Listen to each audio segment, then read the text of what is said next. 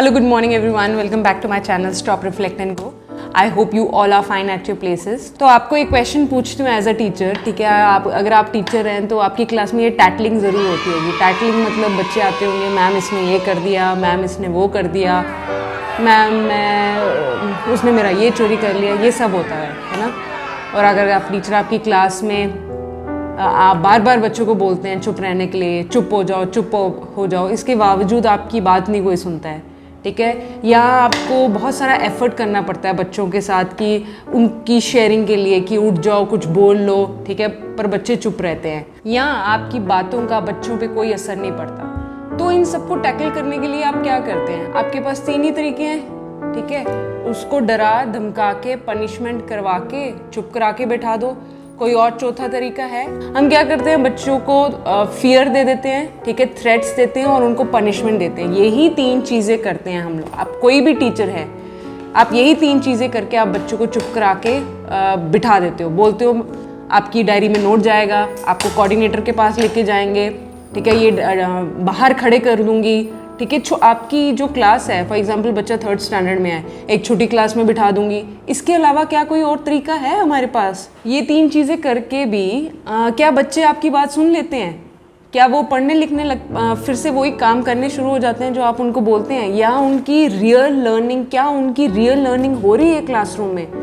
Please ask yourself कि अगर उनको आप डरा धमका के पनिश करके, अगर तो आपका काम हो रहा है, वेल एंड गुड, ठीक है, करते रहो, उनको डराते रहो, पनिशमेंट देते रहो, कुछ भी करते रहो। पर अगर आपका काम फिर भी नहीं हो रहा, अगर बच्चे फिर भी नहीं पढ़ रहे, अगर बच्चे फिर भी आप नहीं सुन रहे, तो जॉन हॉल्ट हमें एक बहुत अच्छा तरीका बताते हैं, द क्यू रूल। तो ये एक एक्सपेरिमेंट किया था उन्होंने अपनी क्लासरूम में और एक बहुत सक्सेसफुल एक्सपेरिमेंट रहा है उनके लिए। तो वो हमके साथ शेयर करते हैं। वो कहते हैं कि मैं अपने बच्चों को क्लासरूम में ना बातें करने देता था ताकि बच्चों की शेयरिंग हो। मुझे आप एक बात बताओ, अगर बच्चे शेयरिंग ही नहीं करेंगे तो क्या बच्चे सीखेंगे? देखो, 2 लोग हैं, वो आपस में बात करते हैं, एक दूसरे से शेयर करते हैं, बात करके ही आप एक दूसरे को नॉलेज देते हो।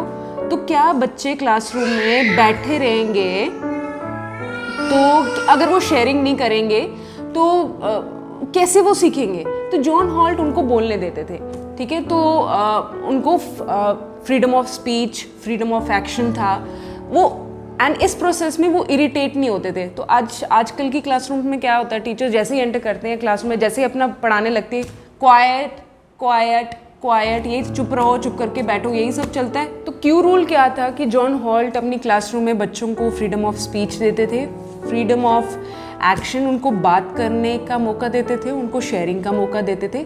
पर अगर उन्होंने अपनी बात उनको समझानी है ना, तो वो ब्लैक बोर्ड में क्यू लिख देते थे। तो उन्होंने बच्चों को समझाया था कि जब भी ब्लैक बोर्ड में मैं क्यू लिखूंगा तो क्यू का मतलब है क्वाइट। क्वाइट क्यू लिखते ही सब बच्चों ने चुप हो जाना है ताकि मैं अपनी बात कर सकूं। उनको टाइम मिल रहा है अपनी बात करने का, पर जब उन्होंने एज अ टीचर, वो एक टीचर थे, एज अ टीचर उन्होंने कुछ बताना होता था तो वो क्यू लिख देते थे।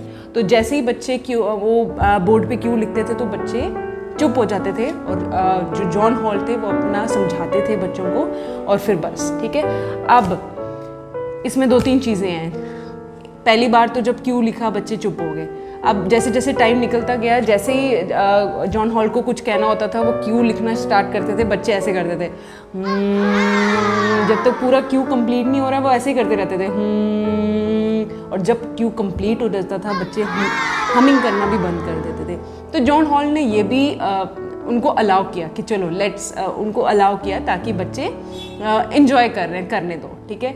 अच्छा, एक टाइम ऐसा भी आया उनकी क्लासरूम में जब पूरा ऐसा होता है ना कि पूरी क्लास गैंग बन जाती है और बोलती है कि यार ये होगा तो तभी भी हम शोर करेंगे। तो एक बार ऐसा ही हो कि उन्होंने क्यों लिखा, तभी भी बच्चे बात कर रहे हैं। तो जॉन हॉल्ट सोच में पड़ गए कि ये तो काम खराब हो गया, ये तो मेरा रूल काम ही नहीं कर रहा।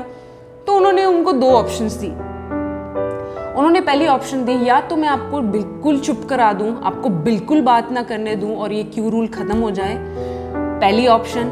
दूसरी ऑप्शन, या आप बोलो, आपको भी मैं टाइम दे रहा हूं, पर जब क्यू हो तब आप नहीं बोलोगे। ये 2 ऑप्शन दे दी। तो बच्चों को बोला गया आप इन दोनों में से कोई ऑप्शन चूज करो। तो सब लोगों ने सेकंड ऑप्शन चूज़ की। तो इससे क्या हुआ ना कि उनकी क्लासरूम जो थी वो एक कोऑपरेटिव क्लासरूम निकल के बाहर आई। बहुत सारे बच्चे लर्न कर रहे थे न्यू थिंग्स, ठीक है, और ना उनकी क्लास में कोई फियर था, ना कोई बच्चों में डर था, ना कोई उनको पनिशमेंट मिल रही थी। It was a happy class.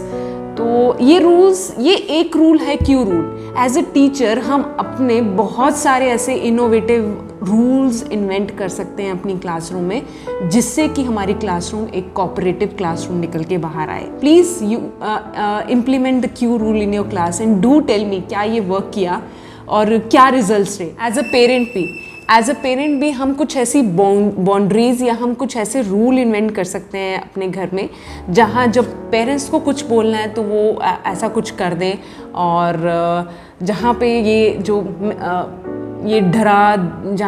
डराना धमकाना और ये पनिशमेंट वाली चीज़ें बंद हो जाएं। अगर आपको ये वीडियो अच्छी लगी हो, please do tell me, please like, share and do comment.